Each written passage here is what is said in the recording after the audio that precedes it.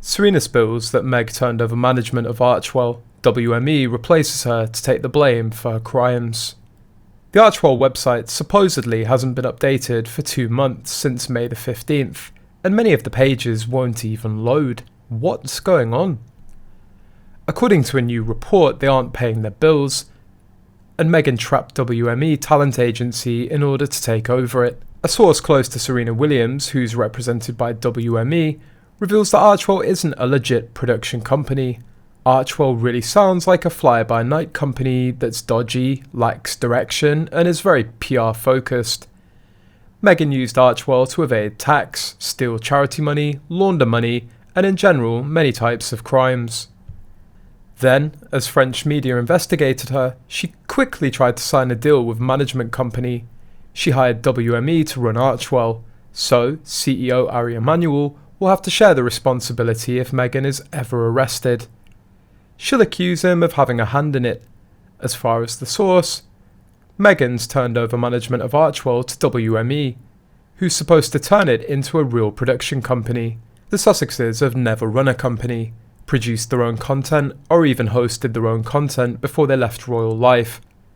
I was always surprised at all the deals they received in the media without any track record of valuable or proven skills, other than birthright and being a semi-known actress. I always found it interesting that the Archewell site never gives a list of executive staff or board members. WME is moving away from Meghan before dislike of her begins to affect the bottom line of their other clients. Archie could get Markled if all the producing clients start leaving a sinking ship. Rumour has it that he revoked Meghan's suite in San Ysidro resort already.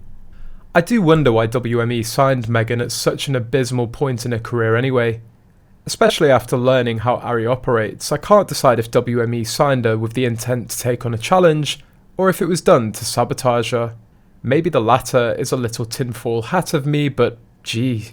It seems like the floodgates have really opened since their contract was announced. The backlash is coming in fast and furious. A staff member at Spotify revealed that the Harkles will get to keep 5 million of the 20 million deal. That's a lot for 12 episodes of a podcast that maybe 10 people enjoyed, but it's pretty fair when you think about the amount of earned media value that Spotify received from signing and ending the deal with Harry and Meghan. With the amount that Harry and Meghan spend on security costs, maintenance for the house and Hermes blankets, one can only imagine that all of that money is already gone, but now they're free to sign a new deal of which WME will get their 10%. Meghan and Harry already spent that on security costs. This means they're digging into whatever they already have from Netflix and Penguin Random House to cover all recurrent costs of living. Plus, there have been no new deals whatsoever. This is probably why Meghan's walking around looking haggard with huge dark circles around her eyes, while Harry's hibernating in a room somewhere with weed, alcohol, and of course video games. If they're not careful, they're going to have to give up the luxury of all those expensive new age therapists and gurus who are on Harry's speed dial these days.